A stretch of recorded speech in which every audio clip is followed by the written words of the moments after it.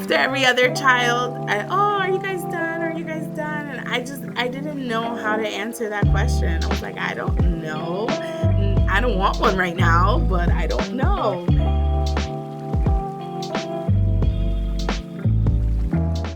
Hello, hello. This is Samantha Saxby with another episode of Moms with Benefits. And today we are going to be talking to Melanie Maldonado. Melanie is a mom of four, ages 2, 3, 5, and 10. So that's four kids between the ages of 2 and 10. Melanie is married and she works full time. And her husband live in the state of Florida, and she manages her household finances. So, Melanie, thanks so much for joining us today. Thank you for having me. I am just in awe that you have 4 kids. I would say I always said I wanted to have 4, and then I had 1, and I'm like, "Oh, man, do I?" So I'm selfishly just super excited to hear, your perspective as a mom of 4, especially one that's, been able to further her career in that time as well. So, let's start with, what does being a working mom mean to you? So, being a working mom, so first let me say I always wanted 6 kids. And then I had 1 and I was like, who does this anymore after 1? And then I had my second and I was like, okay, I'm good, boy and girl, I'm fine. And then the other 2 came as surprises. So, needless to say, I'm at 4 and I'm good. Being a working mom is it's incredible for me because it helps keep me feel like I'm doing something for myself as opposed to being a stay-at-home mom, which no shade to any stay-at-home moms. I think that's another job as well. But I feel like each time you have a new baby, you become someone else. You become somebody different. And it's time to learn yourself all over again on how am I a mom of 1? Who am I? How am I a mom of 2? Who am I? And so forth. So I feel prideful in a sense that I am able to work and able to provide for my family. But at the same time, it comes with its feelings, of mom guilt and mom shame and, am I doing the right thing? Yeah, so I love that insight that you gave of each time you have a new baby, you are learning yourself again. That's really powerful. And so, how has that changed? Like, I would love to kind of do an overview here with kid 1, kid 2, kid 3, kid 4. How has your identity evolved over those 4 children? Yes, of course. So, like when I had my first, I was like 26, I would say. And it was like, oh great, we're married, we're having our first baby. He was the first everything, the first grandchild, the first great grand, the first nephew, niece. After I had him, I had to go back to work after 6 weeks of maternity leave. So that was really tough. And it was really tough navigating like getting out of the house on time. How do I come home and cook dinner and put him to bed on time? And, how do I wake up at a certain time to make sure I'm back at work on time? And so it was actually easier with my first to kind of figure out like who I am and what I wanted to do. It was just like, this fun young mom with 1 kid. All my friends had more than 1 kid. And it was like such a new experience. And going back to work helped me like figure out like, okay, I can support him in this way, support my family in this way. My husband was in school at the time, so I had to go back to work and work full time to support us because he was in school full time as well. But we had a lot more help then. We had my parents, my grandparents, my sisters, they were around, so we didn't really feel like a void with me having to go to work and him being in school. And 4 years later, I got pregnant with my second. At this point, I had lost my mom, so it was like hard navigating like, "Oh my god, my mom's no longer around. How am I going to do this? How are we going to, how is this going to look for us? But when I was pregnant with her, we were struggling. Like, we were struggling a lot, trying to make ends meet, trying to figure out, my husband finished school, but he was trying to figure out where he wanted to be. And when I found out, I was devastated. I was like, what? I'm not ready. It's only Mm. been 4 years. How am I going to do this again? But a lot of things happened in that pregnancy that just made me feel okay with everything was going to be okay. So I was able to take my full 12 weeks FMLA of leave from work. And I was also able to get a payment through disability to kind of help with the finances during my time off. So, my labor and being home postpartum, it was so different from my first. And I was like, oh, and I kind of struggled with, is anybody thinking of me as a mom right now at home with two kids? Like, as my family, my sisters, my grandparents, I was like, is anybody, wanting to think of me or help me out? Because while my husband worked, I was at home alone with both kids. And it kind of felt lonely for a while. So when I got back to work, I was like, am I doing the right thing? And should I stay home with her? Is my husband okay to watch her in the day? And with my second, I was really successful at exclusively breastfeeding. So that was a new world for me to navigate pumping at work on a schedule, bringing home milk, making sure she would accept it in a bottle. So that was all new. To be honest, I hope my kids, when they're older, they don't hear this, but she was like the best baby. She made the transition really easy. I got back into work, and my team here that I work for, they're so supportive. So it was actually really easy to ease into getting back to work, figuring out who I am, what I want to do, what if this is what I wanted to continue doing. So that was really easy for me, and that helped that transition of being a mom of one to being a mom of two, which, by the way, I think is the most difficult transition ever. Everybody's like, how do you do it with four? But going from one to two, that was tough. So, if you don't mind me asking, it sounds like baby number 1, because it was the first baby in the family, you had a lot of family support, and I hear that your mom sounds like a really important, support and figure in your life. And then for kid number 2, you had lost your mom. And so do you mind talking about the impact your mom had on you when you were becoming a mother? Because I think it's such a wonderful. I love my mom so much, and she's just helped in so many ways. And same with mother-in-laws too. But there's just something about having your mom when you have your first Yes. kid there. Yes. So, yes, my mom at the time, she wasn't, when I had my first kid, she wasn't working anymore. And so she had the freedom. She came for his birth. She came, surprise, I'm here. She didn't live in the same state as me, but she was always here. It's like she might as well have moved in. She just, anything that was needed, whether we needed some help financially, whether she needed to come for a week or two, she would be here.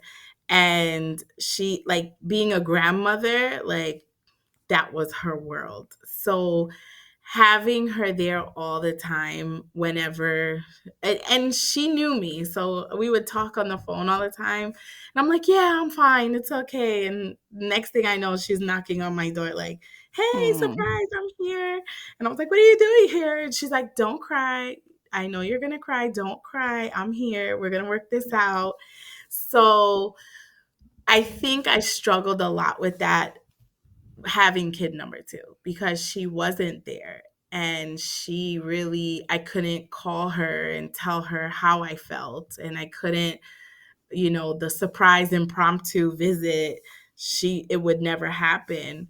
And there were still things from kid one that like you don't encounter, that when you have kid two, you're like, oh wait, this didn't happen with the first one. I wish I could call my mom.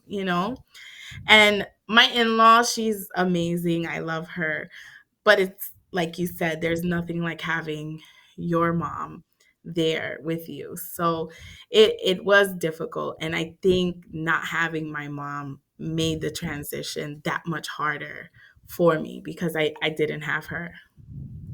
Yeah, it's an interesting reminder that, as we think about growing our family and adding another child on potentially, like there's also just other things in life that are happening too, deaths of parents or, family clashes or, struggles in other areas that your identity as a mother is a massive part of your identity, but there's a lot of external factors of you as a daughter and as a sister and as a worker that can all affect your emotional, mental, physical state. So it's just interesting. So your mom sounds so wonderful. And so I'm glad we got to talk a little bit about her. Let's go on to baby number 3 then. So at this point, you have 2 kids under your belt. You're on to baby number 3. How we doing? So it's finding out baby number 3, my husband was like, I know you're pregnant. And I was like, I'm not. I already took a test. We're not pregnant. We're not having another baby. We can't possibly. We're just now getting a hold of our finances and our schedules and the kids taken care of.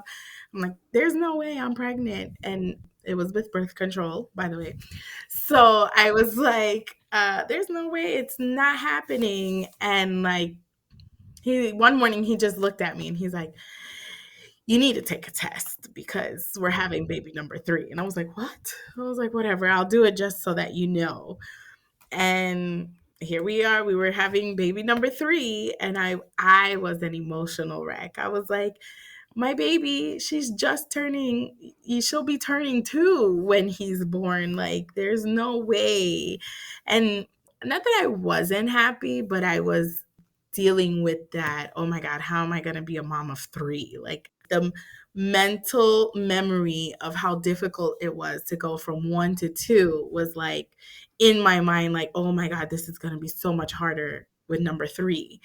And they're both going to be, one's going to be 2, one's going to be a newborn. So pregnancy was great. I worked all the way through. However, the physician that I work for was transitioning from company at the end of my pregnancy.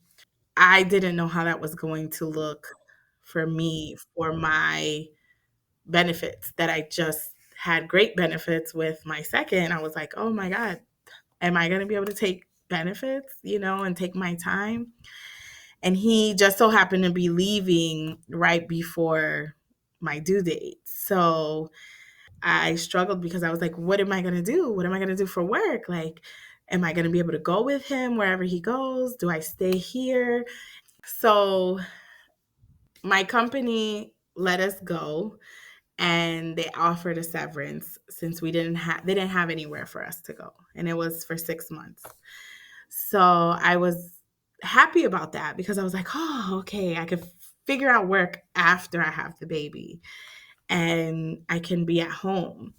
And I go home and basketball is shutting down, football is shutting down, concerts are being canceled. And I was like, what is happening? This is crazy. And I remember my daughter's birthday was March and I was due in April. And my daughter's birthday, we decided to go for ice cream and go to Whole Foods and get a pizza. And when I went into Whole Foods, it was like the apocalypse. Like, Mm. everybody was in there. There were lines long to the back of the store with their shopping carts filled to the brim.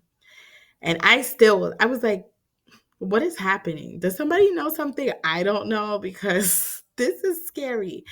And after waiting 45 minutes just to buy a pizza, I get back to the car and my husband's like, what were you doing in there? Window shopping? And I was like, no, I was standing in line the whole time for a pizza. I'm like, what's happening?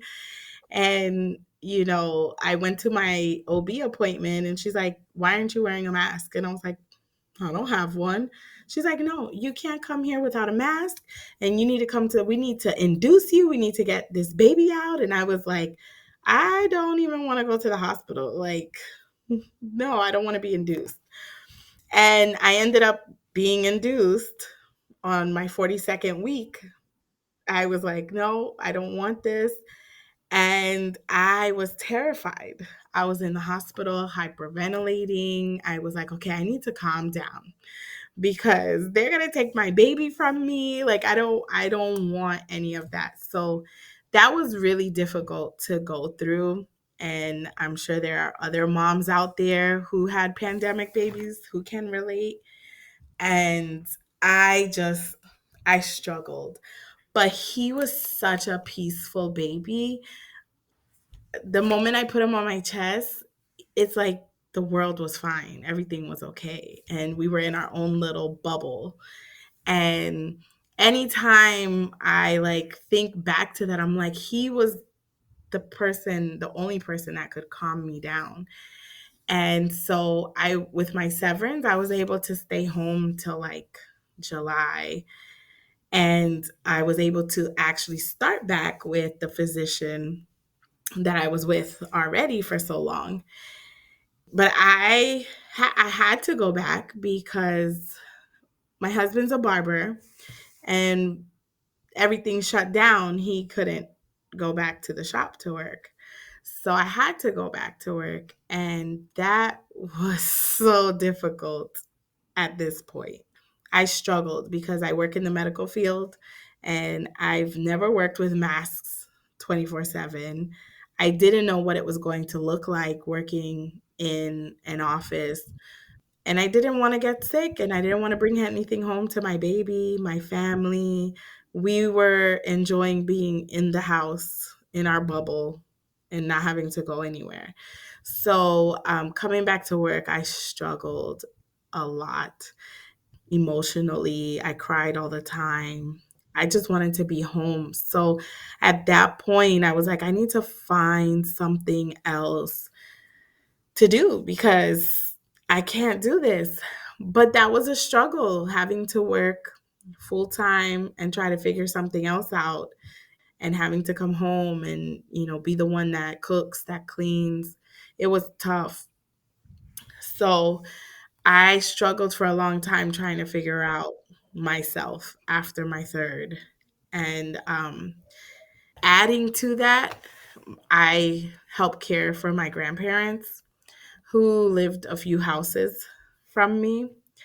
And I was the only one caring for them, being a mom and then having a new baby and having to work full time. It was really a lot.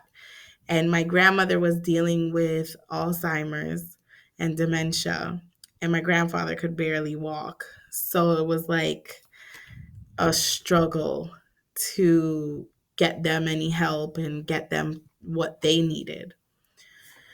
I continued working, and one day it was November, and I requested some time off just so I can try to help figure things out with my grandparents and my family dynamic. And the manager was like, "You were just on maternity leave. What do you think you're doing? You can't take time off." And then I was like, "What?" So I put in my 2-week notice, which was effective within that week that I gave. And I left. I was like, I don't know what to do. I don't know how I'm going to figure this out, but I have to figure something else out, but it's not going to be under these stresses. I went to work at a hospital at overnight. It was easier for me to deal with because I was able to be home in the day with the children, but it was hard for my baby because he was used to sleeping next to me, breastfeeding, so he wouldn't sleep at all throughout the night. And it was another hurdle that I had to yet figure out. So, baby number 3 really put me in a space where I didn't know who I was, what I wanted to do, where I wanted to go. So I would say like trying to figure myself out after baby number 3 was the toughest thing I had to do. Yeah, that sounds like a lot for anybody to handle at once. Just a lot of weight on your shoulders. And that was only what, 3 years ago? Is Yes. That's how old that baby number 3 is now? Yeah, that's Yes. a lot. That is a lot. You said baby number 4 was an oopsie too? Yes. How are we doing now? So yeah, so baby number 4 was an oopsie, but that's because I thought when you exclusively breastfeed, you don't get a period for like the first 6 months. So that's considered like a form of birth control. And so since I never got a period for a year, I was like, oh, we're still fine. And then one day, oopsie was like a positive pregnancy test. And I was like, "What? Again?" I was so nervous to tell my husband. I was like, he's in the middle, our AC was broken at the time, and he's like, "What are we gonna do? How are we gonna figure this out? I'm just now getting back into the barber shop. Like, you're getting back into work." And he was like, "Yeah, what are we gonna do?" And I was like, "No, there's no way. It's not happening. Relax." And I something just told me I craved chocolate ice cream, like a big cone. Mm. So I went and I got it. I ate it all. And one of my coworkers was like, "How did you have room for that?" And I was like, "I don't know. I just really wanted it." And I said, maybe I should take a test. And that's when I found out. And I didn't tell him. And he saw my face and he's like, "You took a test. It's positive." He's like, "What did I do? What are we gonna do? 4 kids in under 2, 3 years. Like, what are we doing here?" And I will say that I just felt like the rainbow after the storm was coming. And that's what I can describe her as. Everything is falling into place for us after her. And it is just like, she's just such a joy. Like she is just since the day she was born, like we haven't stopped like laughing, smiling at her. Like she really brought the outside peace after the storm that we went. Mm. And coming back to work again, I have such a supportive team because I came back to work with my old work family, and I was able to pump on a schedule and really like she was my most successfully breastfed baby. She never needed to have formula at all. So I am like really proud of myself for that. 4 kids later. And I started to kind of find my groove and find how I wanted to be like as a mom, as a working mom, what I wanted to do. And so she's 2 now, and it's like I feel like I'm getting in the groove of everything now. Like I started my own business, I'm still working. My husband's working. We have the kids in childcare and school, and it's just everything seems to be falling into place after baby number 4. Amazing, amazing. And so I love that you described it as the rainbow after the storm. Do you feel like you knew like, okay, now we're gonna stop? Like because it felt like complete? Yes, for sure. Yeah. Like after every other child, "Oh, are you guys done? Are you guys done?" And I didn't know how to answer that question. I was like, "I don't know. I don't want one right now, but I don't know." But Yeah. like after her, I'm like, "Yeah, the family is complete. Like this Yeah. is how it should be. It was supposed to be this way."